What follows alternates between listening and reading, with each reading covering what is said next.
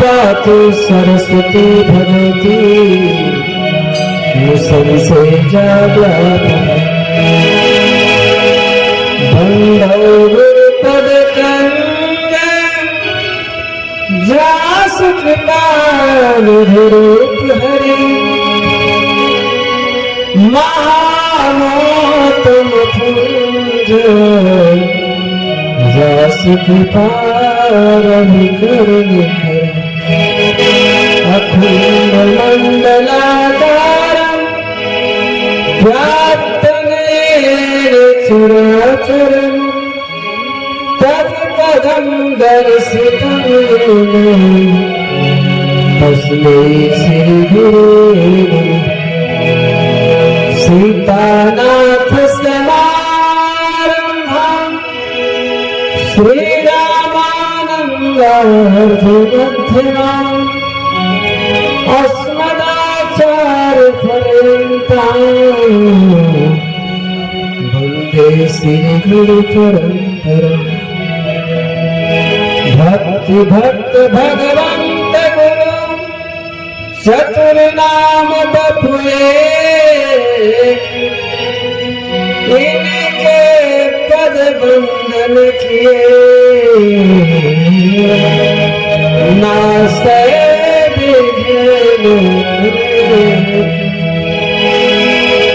नीलांबर श्यामल कोमलांग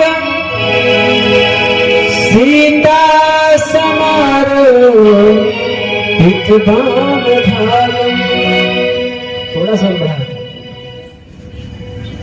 नीलांबर श्यामल कोमलांग सीता समारोह पितबाम भागम तारो महा साधक चारु चापम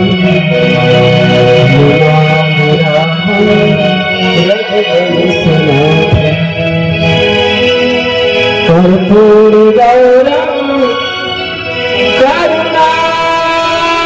करुणावतारम संसार सारं भुजगेन्द्रहारं सदा वसन्तं हृदयारविन्दे भवं भवानी सहितं नमामि। प्रणमं पवन कुमार खलबन पावक ज्ञान धन जास हृदय आधार बसहि राम सर चाप धर। अतुलित बल धाम हे विसलाभ देह अतुलित बल धाम हे विसलाभ देह धनुज बल किसान ज्ञान नाम अग्निगंधम सकल गुण निधान वानरारामधीशं रघुपति प्रिय भक्त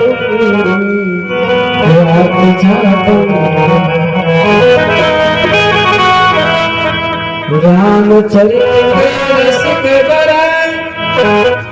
भक्त राजमत धीर आय सुवासन लीजिए तेज पुंज बलबीर। राम कथा जहाँ होती है कहता पवन कुमार अंजलि धर सिर सुनात है बहत नयन जलधार। यह कलिकाल मलायतन मन कर देख विचार श्री रघुनाथ नाम तुझे माहे नाम राम नाम मोर दूत धरे जी हटे हरि द्वार तुलसी भीतर बारो जो चाहत उजियार अस प्रभु दीना बंधु हरे कारण रहित दयाल तुलसीदास सिया राम भजो छाड़ी कपट जंजाल दस्ता मुझे दीन की भगवान संभालो गे तो क्या होगा अगर चरणों की सेवा में लगा लो तो क्या राम का नाम सतनाम से सोवत जागत नाम से राम कथा बहुतों ने लिखी तुलसी की तरह मर जाद कहाँ है भगवान बसे हर खंभन में प्रकारण को प्रहलाद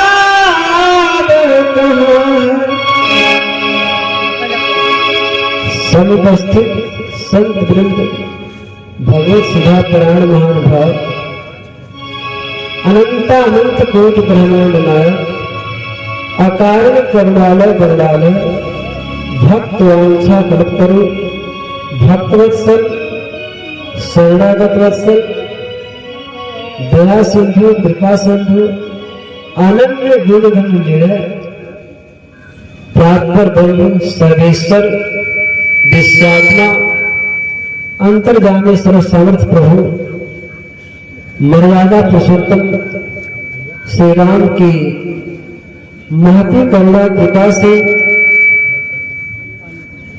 झारखंड महादेव के असीम अनुकंपा से श्री अनंत बलवंत श्री हेमंतराज महाराज की विशेष अनुग्रह से भगवान की मंगलमयी चरित्रों का कथन और श्रवण करने का सौभाग्य और सुअवसर प्राप्त होता है। बड़ी सौभाग्य का विषय है आज झारखंडी महादेव के परिसर में राम कथा और वाल्मीकि रामायण से जो प्रसंग चल रहा है तो सारे भक्तों का श्रोताओं का सौभाग्य है कि हम कैलाश में बैठ करके भगवान के मंगलमय चरित्रों का अनुसरण कर रहे हैं, उसका लाभ उठा रहे हैं। ये सौभाग्य की बात है क्योंकि भगवान की कृपा से ही यह शुभ अवसर आता है और उनकी कृपा से ही आता रहेगा।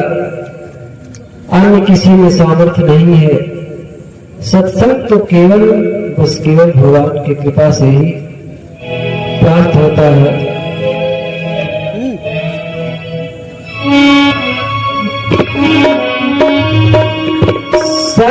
सत्संगति दूर लभ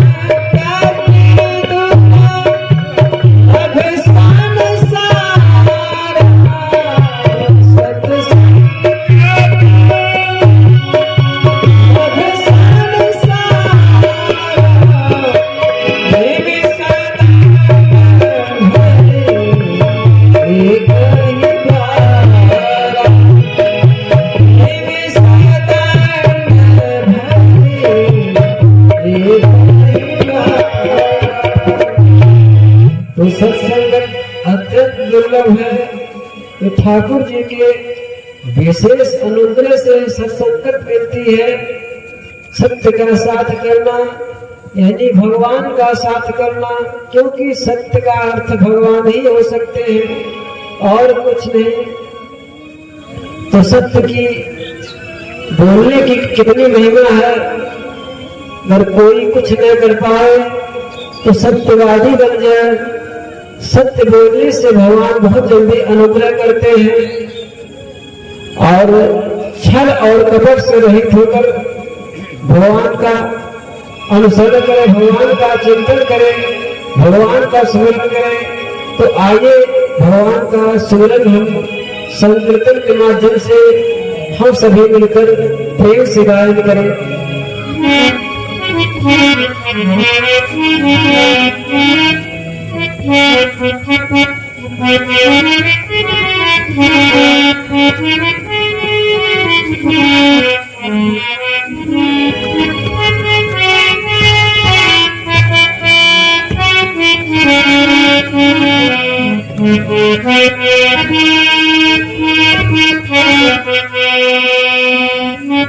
सीताराम सीताराम सीताराम सीताराम सीताराम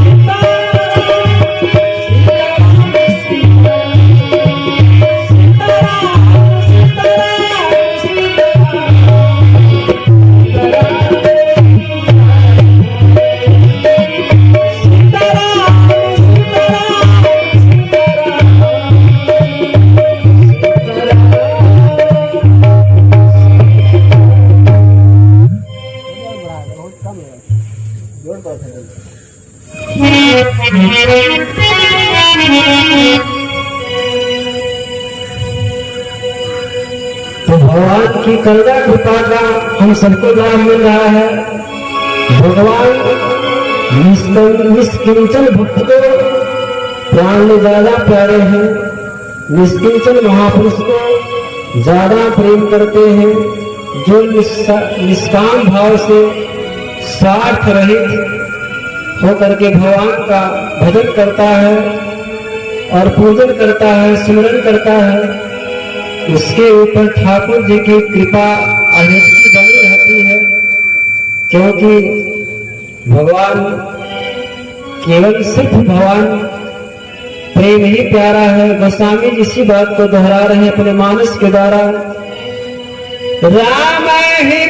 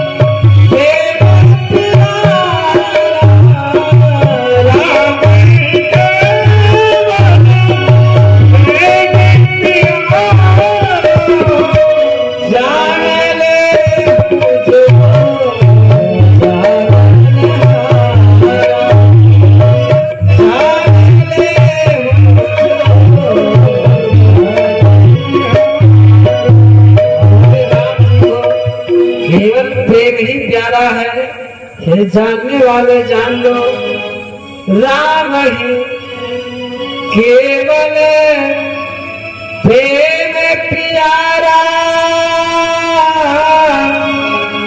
जान ले जो जानन हारा। हे जानने वालों, हे भक्तों, ये पूर्ण सत्य है। भगवान राम जी को धन से कोई निभा नहीं सकता, अन्य वस्तुओं से कोई निभा नहीं सकता। केवल भाव से भगवान रिझ जाते हैं और द्रवित हो जाते हैं। और निष्किंचन महापुरुष तो भगवान के प्राण के प्यारे रहते हैं। इसी कड़ी में संत नामदेव की भक्तमाल कथा में वर्णन आता है। संत नामदेव कितने सुंदर भगवान के तपस्या में लीन थे, हमेशा भगवान के स्मरण चिंतन में डूबे रहते थे, एक क्षण भगवान से दूर नहीं रहते थे। हर श्वास श्वास से उनका भजन चलता था। यहाँ तक वर्णन आया है, वो कण कण में भगवान की सत्ता का दर्शन करते थे। जहाँ भी देखते थे वहाँ ठाकुर जी की छवि दिखाई पड़ती थी। जित देखूं तित श्याममयी है, जहाँ भी वो देखते थे वहाँ श्याम की छटा नजर आती थी। उनका जिस जीव को देखते थे, पक्षी को देखते थे या मनुष्य को देखते थे, जहाँ भी उनकी निगाहें जाती थी तो ठाकुर जी की छवि दिखाई पड़ती थी। जिस सुंदरता को देखते थे वहाँ ठाकुर जी की छटा दिखाई पड़ती थी। तो एक दिन की कथा है कि वो अपनी कुटिया में, घास फूस की झोपड़ी की कुटिया थी, जंगल में तो रहते ही थे। उस जंगल में कोई ऐसा कुटी तो रहेगी नहीं, तो छोटी सी कुटिया थी। एक बार ठाकुर जी को भोग पधरा रहे थे। भोग पधराते समय उनको ध्यान में आया कि फुलके में शुद्धि नहीं लगाया हूं। हमारे साधु शाही भाषा में घी को शुद्धि कहा जाता है। तो उन्होंने सोचा बिना घी लगाए, बिना शुद्धि लगाए हम ठाकुर जी को भोग कैसे अर्पण कर रहे हैं, ये तो अच्छा नहीं है। ठाकुर जी को घी लगा करके तब भोग लगाए। इस वास्ते से वो अपने बगल वाली कुटिया में कोई ऐसा फाटक तो लगा नहीं था। उसी जगह भगवान की गहन परीक्षा भी चल रही थी। तो जाकर घी की कटोरी लाए। घी की कटोरी ला करके जैसे सोचे कि हम फुलके में घी लगाए, तभी एक कुत्ता वहां से गुजरा और फुलके को लेकर भाग निकला। वहां से तेजी से भाग गया और संत नामदेव उस कुत्ते के पीछे पीछे चल दिए और यही कहते, हे बाके बिहारी, सूखी रोटी को मत खाना, जरा उसमें घी लगा देने, शुद्धि लगाने के बाद ही खाना, क्योंकि सूखी रोटी हम कभी नहीं भोग लगाते हैं। तो कृपा करके रुक जाइए और सूखी रोटी को मत खाना। वह कुत्ता बहुत तेजी से दौड़ रहे थे। वो कुत्ता उनसे भी तेजी दौड़ रहा था। वो सोच रहा था मन ही मन कि संत भगवान हमको मारने के लिए ईंटे का टुकड़ा लिए हैं। वो कटोरी को, उस कटोरी को ईंटे का टुकड़े समझकर को और तेजी भागने लगा कि लग रहा है कि क्रोध में ईंटा से प्रहार कर देंगे। इस भय से कुत्ता बहुत तेजी से भागने लगा। वो तो घी का कटोरी था, इसमें ईंटा का टुकड़ा तो था नहीं, फिर भी कुत्ते को शंका थी। तो बांके बिहारी कड़कड़ में उनकी छवि व्याप्त है। उस कुत्ते के हृदय में, उस कुत्ते के घट में भगवान सोचने लगे, मैं तो कण कण में हूँ। जो संत नामदेव सर्वत्र जो है हमारी छवि देख रहे हैं, तो कुत्ते में भी हमारा ही छवि देख रहे हैं। तो जितना तेजी से दौड़ते घी की कटोरी लेकर के कुत्ता उतने तेजी से भाग रहा था कि कहीं हमको चोट न मार दे। लेकिन ठाकुर जी ने विचार किया, ऐसे भक्तों से हम कब तक दूर रहेंगे, इनसे दूर रहना असंभव है। तो संत नामदेव, कुत्ता गायब हो गया। कुत्ते के हृदय से संत भगवान बांके बिहारी ठाकुर जी बंसी बजाते हुए रोटी को लेकर खड़े हो गए और संत नामदेव फुलके में शुद्धि लगाया, घी लगा करके अति प्रसन्न हुए और बांके बिहारी भोग लगाए। तो ऐसे ऐसे महापुरुष भक्तमाल में वर्णन आया है कि कण कण में भगवान के छवि को देखते थे और भगवान का उनको दर्शन भी हो जाता था। एक दिन की और बात है, एक बार अपने ठाकुर जी के गुरुमंत्र का जाप कर रहे थे, ठाकुर जी का भजन कर रहे थे। ठाकुर जी उनके बहुत कड़ी परीक्षा लिए। क्या परीक्षा लिए कि उनके बनी बनाई कुटिया में आग लगा दिए। आग लगाने के बाद वहां छिप गए। उनकी सारी कुटिया, जो खाद्य सामग्री थी, जो भी खाद्य पदार्थ था, सब जल गया, कुछ नहीं बचा। तो भगवान मुस्कुरा रहे थे, अब तो पता चलेगा मिस्किन चिंता का। तो भगवान बहुत कड़ी परीक्षा ले रहे थे। तो संत नामदेव की कुटिया जल गई। संत नामदेव वहां से उठे तक नहीं, हाथ से हिले तक नहीं, और उनकी सारी कुटिया जलकर राख हो गई और भजन से वो उठे नहीं। तो जंगल के कुछ संत महात्मा वहां से गुजर रहे थे। वो यही कह रहे थे कि हे प्रभु, आपकी कुटिया तो जल गई, आप शांति पूर्वक बैठे भजन कर रहे हैं। आप कैसे भक्त हैं, आप कैसे संत हैं कि आपका सारी सामग्री खाद्य पदार्थ सब जल गया, आप चुपचाप बैठे पड़े हुए भजन कर रहे हैं। तो संत नामदेव जोरदार कर दिया। तो संत नामदेव यही बोलते हैं,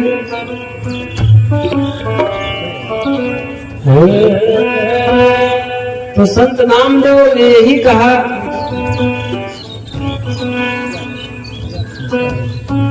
जिसकी कुटिया है वो जाने, जिसने हमारी कुटिया तो थी नहीं, जिसने कृपा करके बनवाया था वही कृपा करके फिर बनाएंगे। तो हमको हमें चिंता नहीं उनकी, हमें चिंता नहीं उनकी, उन्हें चिंता हमारी है। हमको उनकी चिंतन में उनके हम डूबे रहते हैं, उनके सुमरन में हमेशा डूबे रहते हैं। वो हमारा चिंतन करने वाले स्वयं हैं। हम कौन होते उनका चिंतन करने वाले? हमारा जो काम है कि उनका भजन करो, उनका सुमरन करो, उनका चिंतन करो, हमारा चिंतन वो स्वयं करे। तो कुटिया जो जलाए हैं वही बनाएंगे, तो हमको क्या चिंता है?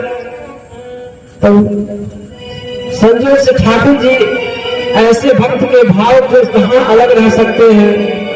भगवान उनके रिश्तेदारों का रिश्तेदार बन करके संत नामदेव की कुटिया को चंदन के लकड़ी से बनाया, चंदन के लकड़ी से निर्माण किया, बहुत खुशबूदार, बहुत सुंदर ऐसी बनाया कि वहां जंगल के सारे संत मंडल देखने के लिए आते थे कि इनकी कुटिया कितनी सुंदर है।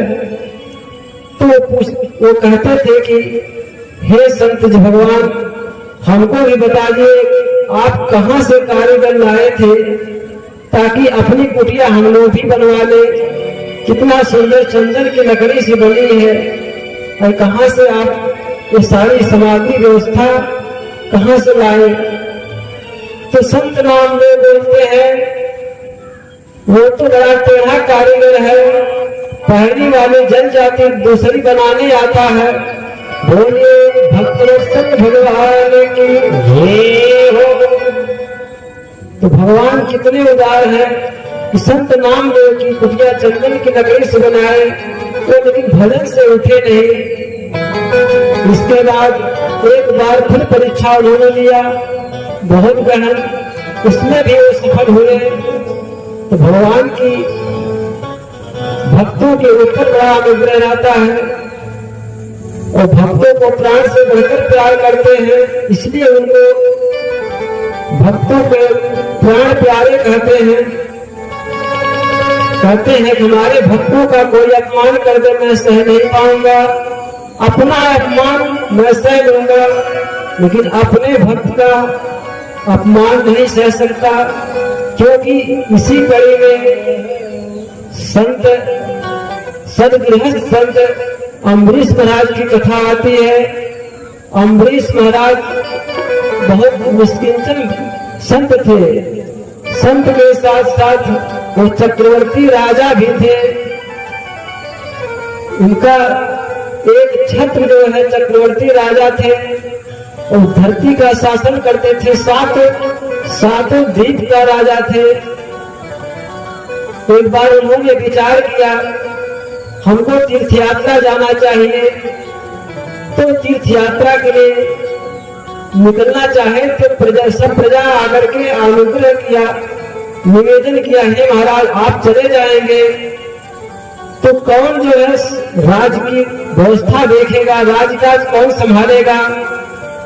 तो बताए जिसका राज है वो जाने, हमको क्या पड़ी है, हम तो चल रहे हैं मथुरा को यात्रा और वहां का दर्शन करने के लिए मथुरा धाम हमको जाना है। वो मथुरा चले गए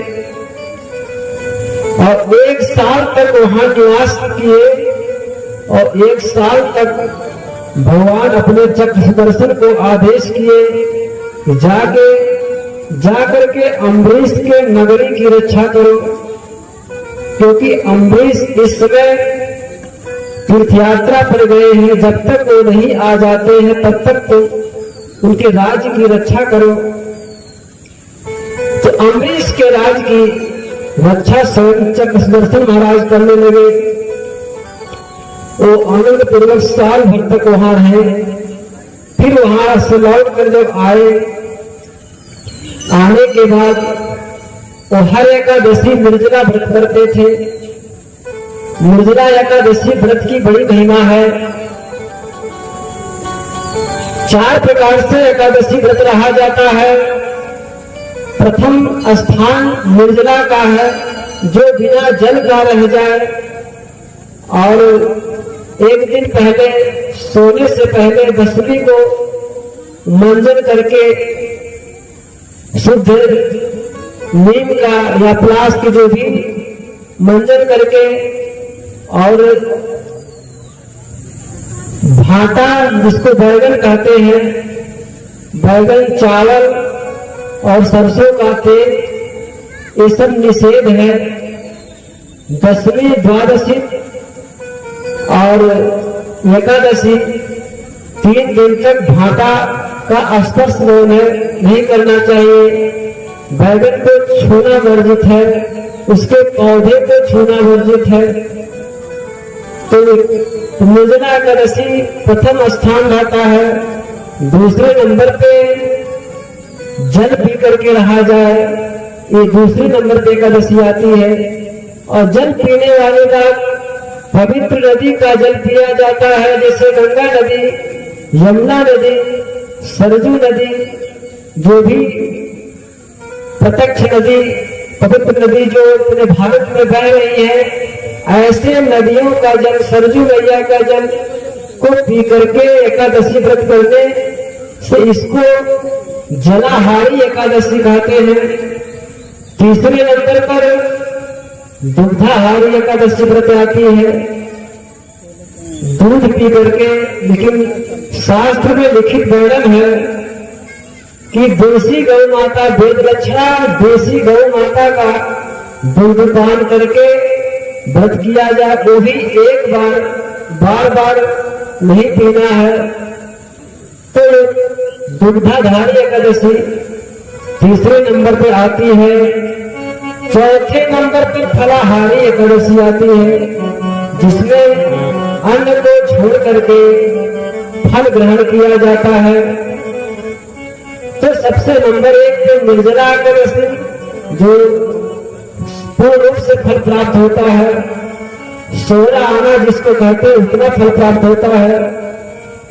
जो जलाहारी रहते हैं तो 1 चवन्नी घट जाता है।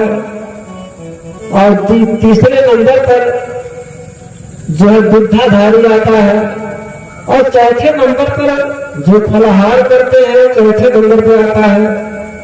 अन्न के दोष से बच जाते हैं, लेकिन उनको विशेष लाभ नहीं मिल पाता है। विशेष लाभ निर्जला वाले को मिलता है, दूसरे नंबर पर जलाहारी को, तीसरे नंबर पर दुग्धाहारी को।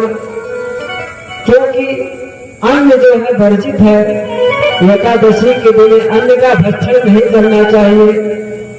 क्योंकि एक बार की कथा है, अन्न देवता भगवान के पास पहुंच गए और भगवान से निवेदन किया, हे प्रभु, हमको विश्राम नहीं मिलता है, कभी शांति नहीं मिलती है, तो हमको कृपा करके ऐसा कोई निर्देश बताइए या कोई भी रास्ता बताइए, हमारे समस्या का हल हो जाए, हम भी शांति पाए, चैन पाए। हम कभी शांति नहीं पाते हैं। कहने क्या दिक्कत है, परेशानी क्या है? कहना हमको अन्य देवता होने के नाते जिस समय भी देखा जाए, रात हो चाहे दिन हो चाहे कोई समय हो, हर समय कोई खाता ही रहता है, तो हमको कभी चैन नहीं, शांति नहीं मिलती है। हमेशा हमको खाने वाले जुटे रहते हैं। जो भूखा है वो कोई समय नहीं देखता है, उसी समय खाने लगता है। तो कृपा करके हमको विश्राम चाहिए, बस हमारा इतना ही निवेदन है, कृपा करके हमको विश्राम प्रदान कीजिए। तो भगवान बड़े तेज से हंसने लगे और बोले कि ऐसी बात है तो एकादशी के दिन जो अन्न ग्रहण करेगा, अन्न का भक्षण करेगा, तो पाप का भक्षण करेगा। भगवान जी सारे पापों को एकादशी के दिन अन्न में डाल देते हैं, संपूर्ण पाप अन्न में भगवान प्रदान कर देते हैं, अन्न में पहुंचा देते हैं। यानी एकादशी के दिन अन्न का भक्षण करना सारे पापों का भक्षण करना है। तो भगवान एकादशी के दिन अन्नदाता को विश्राम दिया कि एकादशी के दिन आपको शांति मिलेगी, आपको विश्राम मिलेगा, और एकादशी के दिन जो अन्न का भक्षण करेगा उसको पाप लगेगा। तो ये महिमा है, इसलिए एकादशी सब लोग फल ग्रहण करते हैं, जल ग्रहण करते हैं, मेवा मिश्री माखन जो भी फलहारी चीज है अन्न के अलावा सब ग्रहण किया जाता है, लेकिन अन्न नहीं ग्रहण किया जाता है। तो निर्जला एकादशी की बड़ी महिमा है। तो संत अम्बरीश, भक्त अम्बरीश जो है निर्जला व्रत करते थे। निर्जला व्रत में उजलाहारी में रह करके बिल्कुल जल जल पीकर निष्काम भाव से व्रत करते थे। और द्वादशी के दिन वो जैसे ही द्वादशी का पारणा करने जाए, क्योंकि पारने का समय होता है, जब वो पारणा करना चाहे उसी समय संत दुर्वासा ऋषि पधार गए। संत दुर्वासा ऋषि क्रोध के प्रतीक माने जाते हैं, क्योंकि भगवान शंकर जी के अंश विशेष अंश हैं। शंकर जी के अंश के नाते रौद्रता उनके में ज्यादा है, अचानक बहुत भयानक क्रोध से ग्रसित हो जाते हैं। तो वो द्वादशी का पारणा महाराज अम्बरीश करने ही वाले थे, तभी उसी समय दुर्वासा ऋषि पधार गए और कहा कि हम 10,000 ऋषियों के साथ आए हैं, हम जा रहे हैं गंगा स्नान करने। गंगा स्नान करके आएंगे तो हम भोजन प्रसादी द्वादशी का पारणा तुम्हारे यहाँ करेंगे। यही कह करके वो गंगा स्नान करने के लिए निकल पड़े। अब तो दुर्वासा ऋषि चिंतित हो गए, क्योंकि द्वादशी पारणा का एक टाइम निश्चित होता है। द्वादशी पारणा के समय जो निश्चित होता है उसी समय द्वादशी व्रत का पारणा करना चाहिए। तो उन्होंने अपने राजगुरु को बुलवाया और पूछा, हे गुरुदेव, हमको इस संकट से उबारिए, हमारा द्वादशी का पारणा भी हो जाए और हम उनके श्राप से, उनके कोप से बच भी जाए, क्योंकि बिना संत महापुरुष को खिलाए, उनको आमंत्रित किए हैं, तो बिना उनको खिलाए अगर हम द्वादशी की पालना कर लेंगे तो क्रोध में आकर के श्राप दे देंगे। इसलिए कृपा करके हमको इस धर्म संकट से बचाइए। इस पर राजगुरु ने यही उपदेश किया, हे महाराज अम्बरीश, आप ऐसा कर सकते हैं, क्योंकि निर्जला व्रत करने वाले भगवान के चरणामृत से पालना हो जाती है, तो ठाकुर जी का चरणामृत ग्रहण कर लीजिए, आपका एकादशी का पालना हो जाएगा। तो और बिना और उनके जो है आमंत्रित जो किए हैं उनको भोजन कराने का आपको अपराध नहीं बनेगा कि बिना भोजन कराए, और उनको बुलवाइए और कोई दिक्कत नहीं है, चरणामृत ठाकुर जी का ग्रहण कर लीजिए, आपका पालना हो जाएगा, आपका व्रत खंडित नहीं होगा। फिर दुर्वासा ऋषि पालना किए भगवान का चरणामृत लेकर के। तो इससे सिद्ध होता है कि भक्तमान से कथा है कि जो निर्जला एकादशी व्रत करते हैं तो ठाकुर जी के चरणामृत से अपनी एकादशी का पालना कर सकते हैं। तो क्योंकि पालना का भी बहुत महिमा है और चरणामृत का भी बहुत महिमा है। चरणामृत के बारे में ऐसा लिखा है, हमारे परम पूज्य गुरुदेव परम आदरणीय श्री स्वामी श्री तीक्ष्ण दास जी महाराज वो हमको हमेशा यही बताते थे, चरणामृत बांटते समय याद दिलाते थे। तो कहते देश काल के संतों का यही कहते हैं, जो बड़े बड़े महापुरुष लोग कहते हैं, चरणामृत जो लेता है बाल भोग के हेतु सो बैकुंठे जात है, जम को धक्का देते। जो चरणामृत ग्रहण करते हैं वो जमपुरी नहीं जाते हैं, वो जमराज को उल्टा धक्का मारने का शक्ति रखते हैं। तो चरणामृत की बड़ी अपार महिमा है। केवल आश्रम में जहां भी ठाकुर जी विराजमान है, जहां आर्चा अवतार ठाकुर जी विराजमान है, जहां शालिग्राम सरकार विराजमान है, इस मंदिर में जाकर के उनके छवि का दर्शन करना चाहिए। दर्शन करने के बाद संत भगवान का प्रणाम, गुरुदेव का प्रणाम, फिर चरणामृत ठाकुर जी का ग्रहण करना चाहिए, क्योंकि चरणामृत का साक्षात बड़ी महिमा है। क्योंकि भगवान का स्नान कराया जाता है शालिग्राम भगवान का।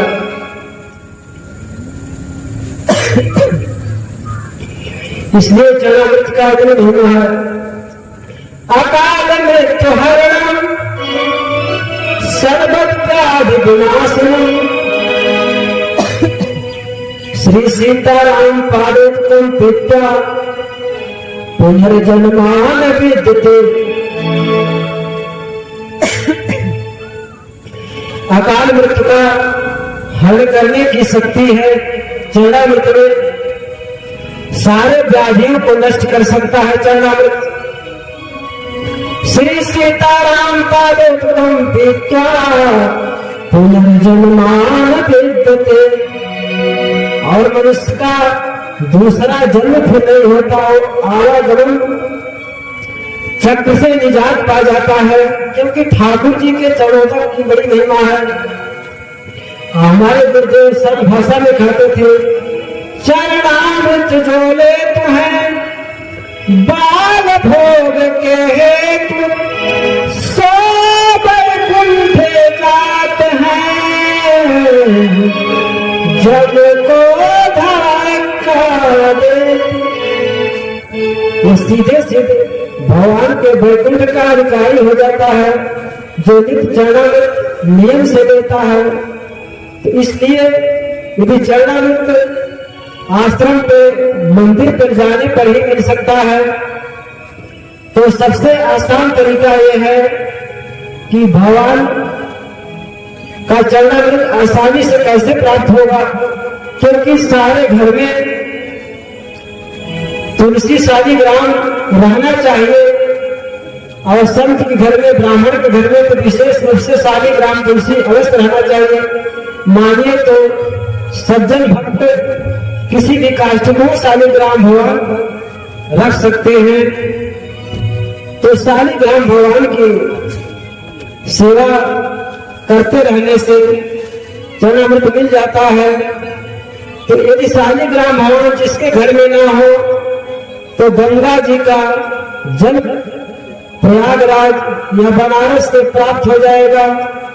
तो गंगा जी का जल मंगाकर रखा रहे, 2-4 बूंद रोज ग्रहण कर लिए। रोज 2-4 बूंद ग्रहण करने से साक्षात चरणामृत की महिमा के बराबर महिमा है गंगा जल का। क्योंकि भगवान के चरण से उनका उद्गम हुआ है, ठाकुर जी के श्री चरणों से उनका प्रकाश हुआ है, इसलिए उनका एक नाम सुरसर है।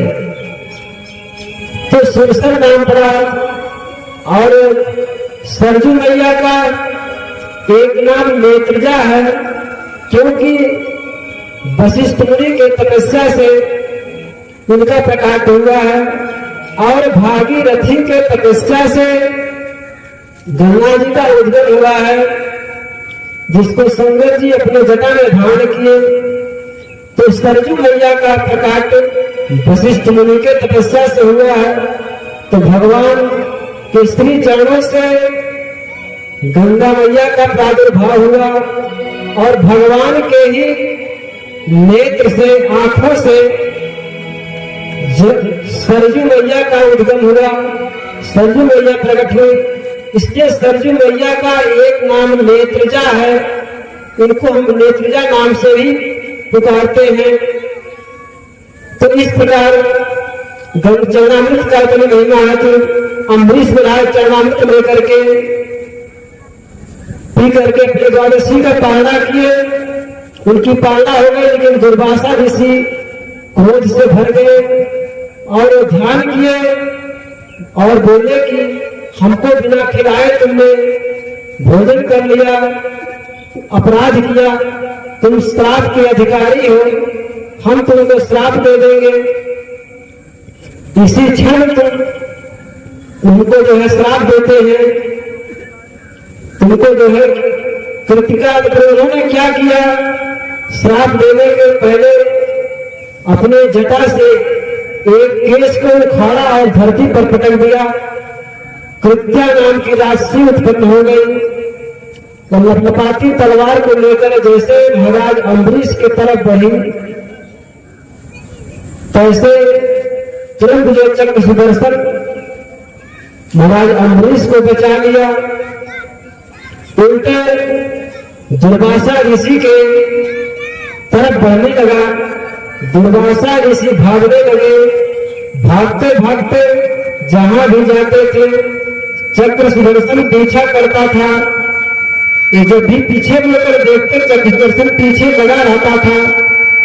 तो थोड़े तीनों लोग 14 भुवन में भ्रमण करते रहे। तो गोस्वामी जी से इसी बात के ऊपर, इसी कथा के ऊपर दुर्वासा प्रसंग में क्या कहते हैं,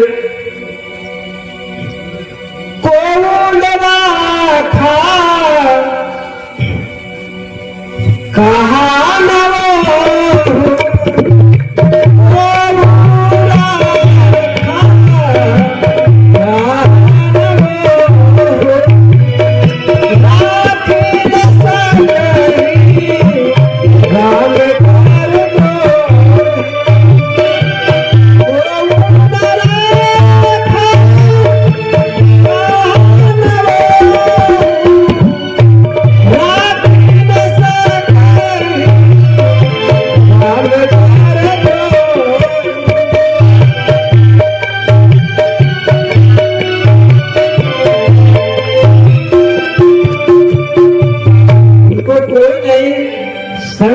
जहां भी जाते शंकर जी के शरण में गए, वो भी वहां से कहे कि तुम भक्त का अपराध किए हो, हमारा अपमान करते तुम्हें शरण लेता। तो जो अपराध है भक्त कर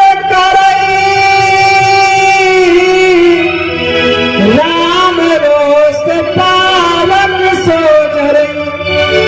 जो राम जी का भक्तों का अपमान करता है तो राम जी का रोष लागू हो जाता है, तो राम जी से रोष से वो जम जाता है। तो भगवान शंकर जी कहे हम नहीं शरण दे सकते।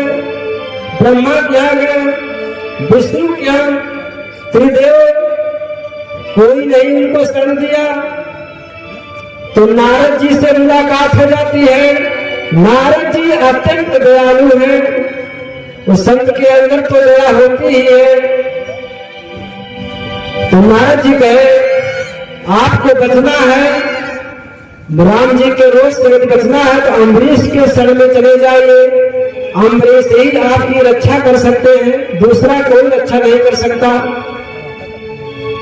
तो महाराज दुर्वासा अम्बरीश के शरण में गए और कहे हमको बचा लीजिए। तो महाराज अम्बरीश चक्र सुदर्शन महाराज से हाथ जोड़ करके प्रार्थना किए कि हमारे भक्ति में, हमारे समर्पण में, हमारे शरणागति में खोट न हो, तो अम्बरीश की रक्षा हो जाए।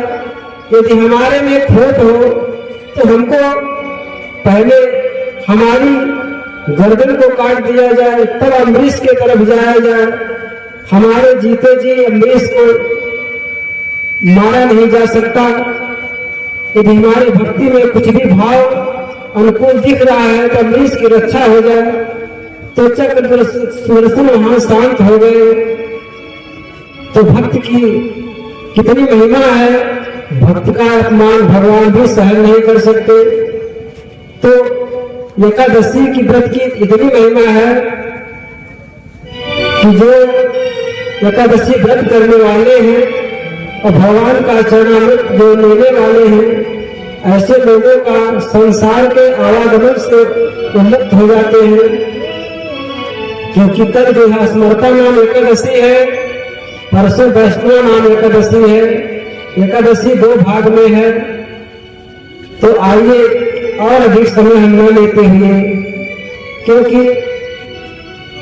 पूज्य महाराज जी कुछ ही क्षणों में मंचासीन होने वाले हैं और अपने सुंदर प्रसंगों से भगवान के भक्तों को श्रवण कराएंगे। तो आइए हम भगवान का मंगलमय नामों को स्मरण करते हुए अपने वाणी को भगवान के श्री चरणों में विराम दें।